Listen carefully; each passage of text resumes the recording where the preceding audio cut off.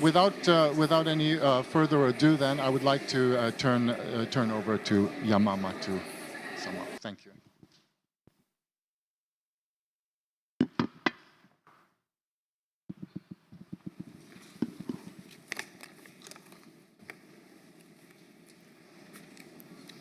As I stand before you, I acknowledge the collective power in this room. When we come together, we represent a network that reaches into all corners of the globe and brings to Geneva the voices of the displaced. As a group, we represent the stateless, the internally displaced, refugees, and people seeking asylum. And with this comes a huge responsibility. Over the last few days, we have shared this responsibility and worked together for change. I acknowledge the refugee leaders in this room and those who gathered at the very first Global Summit of Refugees this week, a game-changing event that brought together more than 65 representatives from 28 countries. Their strong and collective statement that refugee voices must remain at the center of decision-making on refugee policies and programs was the perfect reminder of why we are all here today, and the ideal way to begin our consultations. High Commissioner Filippo Grandi opened our dialogue with a call to deliver concrete solutions and celebrate our successes. Over the last 3 days, we have met this challenge and reinforced our commitment to work together. One topic that bridged last year's consultation to this year's event was the Global Compact on Refugees. It was great to hear an update on the rollout of the CRRF in South America and Africa, and the recommendation for greater monitoring of its progress.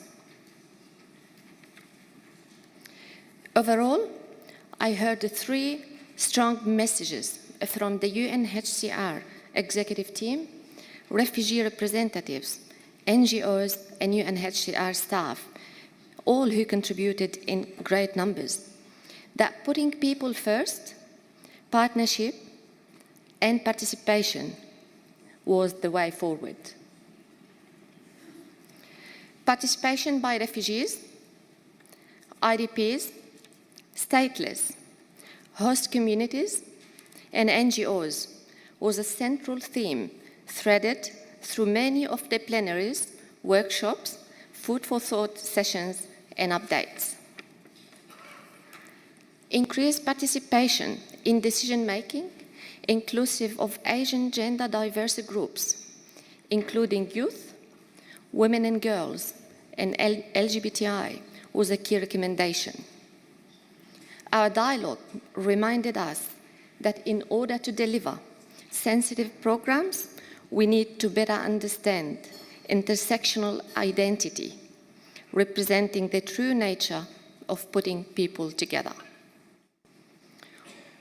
We looked at the importance of strengthening national systems through building capacity, creating mechanisms for information sharing, and encouraging the creation and application of equitable laws. There was a number of challenges discussed on self-reliance and economic participation. We explored the innovations and policy initiatives that need to be expanded and accelerated to achieve collective benefit for refugees, host communities, and state economies. Linking back to the theme of putting people first, we spoke about the need to build partnerships and underpinning these partnerships with equality, transparency, and inclusiveness. We heard from the private sector about their activities working with the UNHCR NGOs and refugees. And we were energized by great programs being run in the retail sector, unlocking the power of clothing. Even though the current environment is complex and ever-changing, I heard much about the opportunity and optimism in the area of private sector partnerships.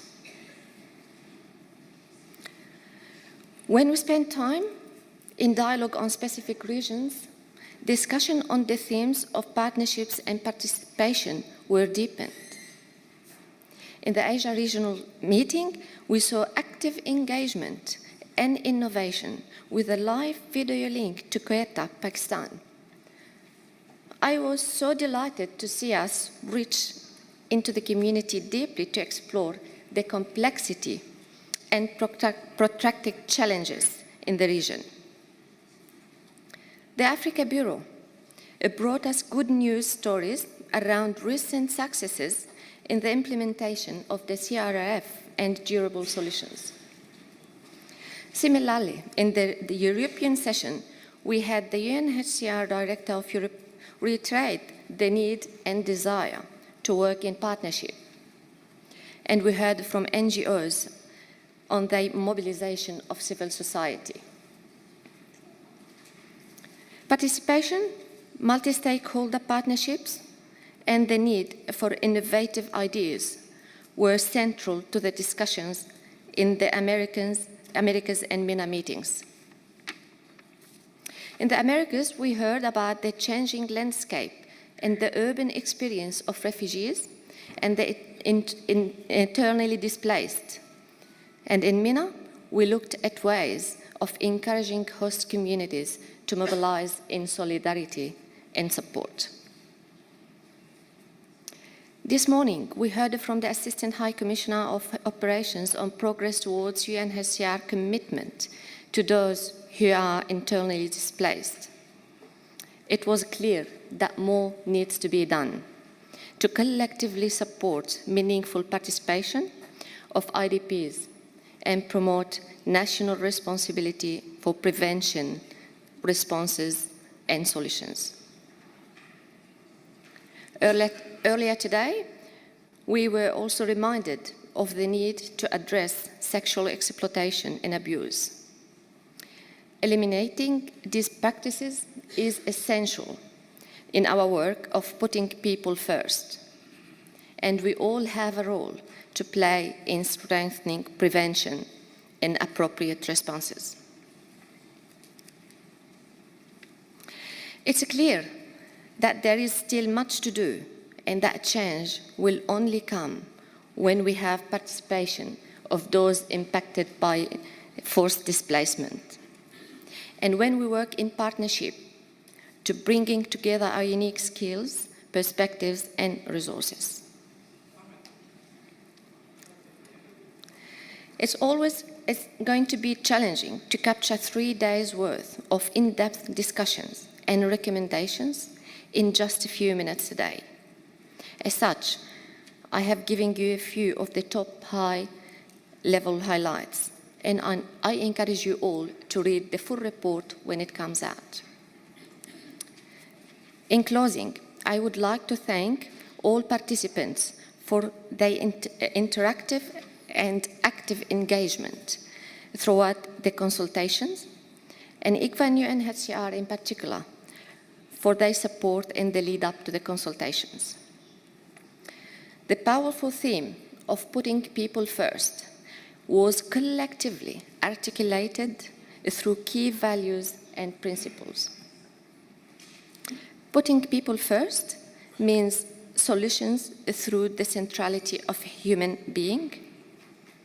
being accountable to displaced populations, valuing cultural diversity, living in dignity, recognizing skills, strength, and equal representation, and going the extra mile. Putting people first is actively engaging with refugees, stateless, stateless persons and IDPs in decision-making and implementation. It's setting standards to ensure that the humanitarian community is not complicit in the exploitation of vulnerabilities of affected populations. And lastly, as so beautifully put by Fawn Joyce-Vuney in the opening plenary, it's about valuing others. It means standing up for something, for someone, stepping up and stepping out when you can. When we take this approach, we have the power to make a difference that no conflict, legal status, or government can silence. Thank you.